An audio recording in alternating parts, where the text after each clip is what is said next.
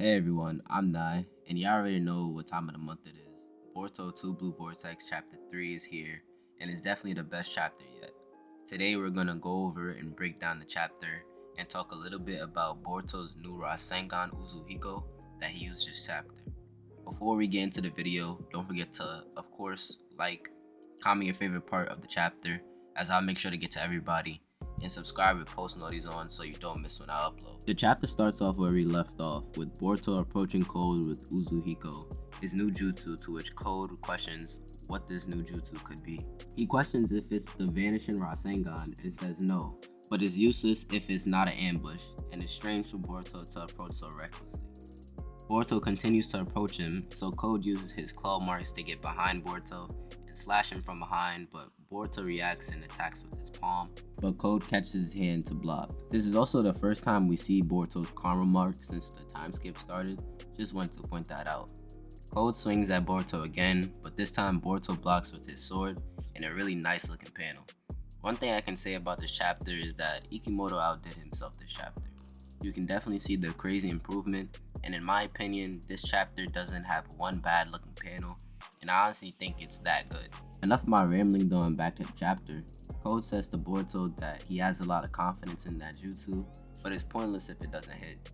But Boruto just stares him down, saying that he already told him it's easy and simple to kill him, and his jutsu is already halfway done. Code's arm then starts to have chakra swirls around it, the same chakra swirls that were surrounding Boruto, and his arm begins to detach from Boruto, and it seemed like he's unable to attack for the moment.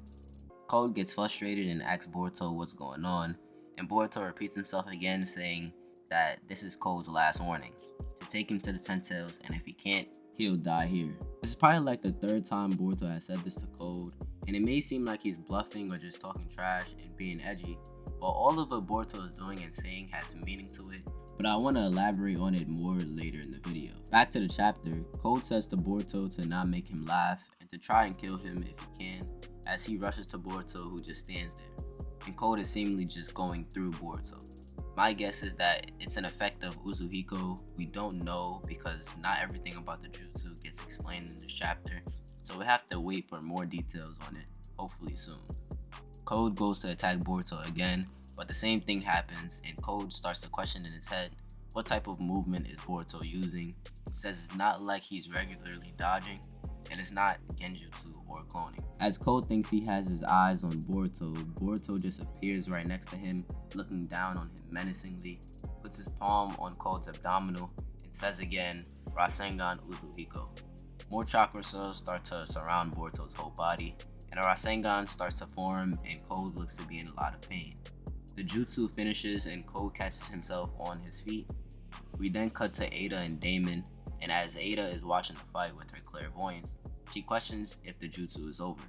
She continues and says it's simpler than she thought, and questions how is it different from a normal Rasengan, but Damon notices the shaking of the ground, and then says nah, rather than the ground, Boruto is shaking the planet.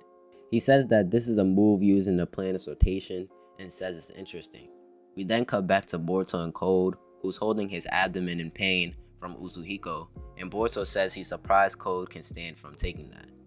Code begins to see swirls and questions if it's rotation as he tumbles over.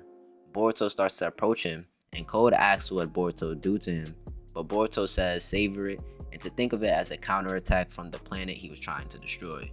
Code questions Boruto, and Boruto further explains that it's the chakra of the planet, a Rasengan that absorbed the planet's rotation. That is Uzuhiko. He continues saying the power coursing through Code right now won't go away, just like a planet never stops rotating. And Code begins to see more swirls as Boruto says the damage will last semi-permanently and Code will eventually die. However, if he releases Uzuhiko, that's a different story. Boruto tells Code to either wait for death in silence or hand over the Ten Tails to survive, and that even if he's a fool, to think carefully about it and decide. But just when he had Code backed into a corner, Kawaki comes to attack Boruto, but to no avail as Boruto dodges. As Kawaki comes in, Team 10 and Himawari is with him, and Himawari calls out to Boruto, and Boruto calls out to his sister with a surprised expression on his face. The first time we see Boruto without the cold, straight-faced expression he's had since the time skip started, which I like that Himawari still has access to Boruto's soft side.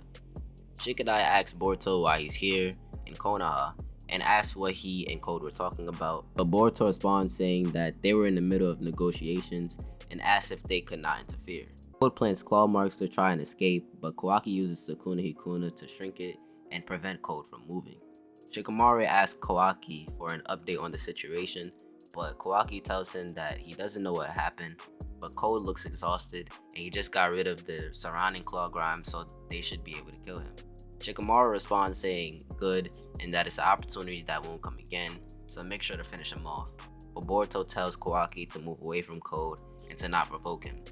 Kawaki responds asking Boruto who is he to order him around, and that Boruto should be ready to die since he came back to Konoha. As Kawaki is off guard, a claw grime comes out the claw mark on Code's head and attacks Kawaki, but Kawaki reacts and stabs it through the chest. But it didn't matter because Code still managed to escape through the claw grime. Shikamaru asks what's going on, and Shikadai tells him Code ran away. Shikamaru tells them to stay on guard and take out the remaining claw grimes in the village. Kawaki tells Shikadai to go ahead because he has business with Boruto. And then we cut to Sarada trying to figure out what's going on with the guy who turned into a tree due to the claw grime biting him. The nameless shinobi with Sarada says it's a tree and asks what it means, and Sarada explains that the Ten Tails is a beast that turns into a god tree when they eat an Otsutsuki, so its instinct might be to eat people.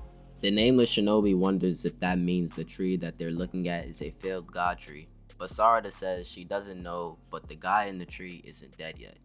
A lot of people last chapter, including myself, thought that the guy in the tree might just be dead already, but it seems like there might be a way to save people who have been bitten by these grimes. We then cut back to Kawaki and Boruto, with Kawaki saying it's been 3 years and asks Boruto if he's become the Uchiha's adopted child, due to Boruto's look, and Boruto responds saying he's relieved Kawaki's sharp tongue hasn't changed and that Himawari is also fine. I love Boruto's attitude here, and his dialogue the whole chapter is extremely entertaining. I like that although very sarcastic and slick with his words, he doesn't show any animosity towards Kawaki, even though he has every right to. Boruto is just very mature now and is strictly standing on business. Kawaki asks Boruto why he's at Konoha and that if he's chosen his hometown as his place of death, then he is willing to help him with that. But Boruto says dying in Konoha isn't bad, but just not today, and tells Kawaki to back off and that he's in the way. But Kawaki tells Boruto that it's him that's in the way, but we start to see rustling coming from Boruto's neck. A frog hiding in Boruto's cloak says they succeeded in sneaking in and confirmed Code went back to his base. But before we go through the rest of the chapter, I just want to talk about this for a little bit and what it means. As everybody is already thinking, this means that Kashin Koji is alive somewhere and he was probably training Boruto. I know some people think that this definitely signifies that Sasuke is dead. However, I'm not going to talk too much on this topic because I'm going to make a video on why I think Sasuke isn't dead. But all I'll say for this is that it can just be possible that Boruto had two teachers. It's possible Boruto and Sasuke could have ran into Koji somewhere and got him on their side, or maybe Koji found Boruto and Sasuke and knew what was going on somehow. There's multiple ways to interpret it and multiple theories to come up with, but I say we wait on things to get confirmed before we get too crazy. Boruto asks the Toad what about Ten Tails, and the Toad says not yet. But we cut to Code, who's still suffering from the effects of Uzuhiko, and we see Bug's fate after the 3-year time skip, and he has turned into a tree due to one of the grimes biting him. We see a Toad on Code's hip, staring at the Ten Tails that is way smaller than what it was before the time skip, and then we cut to the Toad on Boruto's neck telling him they have confirmed where Ten Tails is, and Boruto says good, and probably my favorite panel in the Boruto series right now, and the chapter comes to an end. Now I want to talk a little bit about Uzuhiko and how Boruto used it to outplay Code, and at least in my opinion, I think Boruto is going to where Code is next chapter, or soon. What we know of Uzuhiko is that Boruto uses the planet's chakra to absorb its rotation and creates a Rasengan with a mix of his and the planet's chakra. The chakra then affects on an internal level and kills over time. Now you're probably thinking that Boruto actually was bluffing when he said he was going to kill Code, but that's not the case here. If anything, Uzuhiko just made the ultimatum a reality. Basically, Boruto's entire plan at first was to give Code a chance to do good and lead him to the Ten Tails.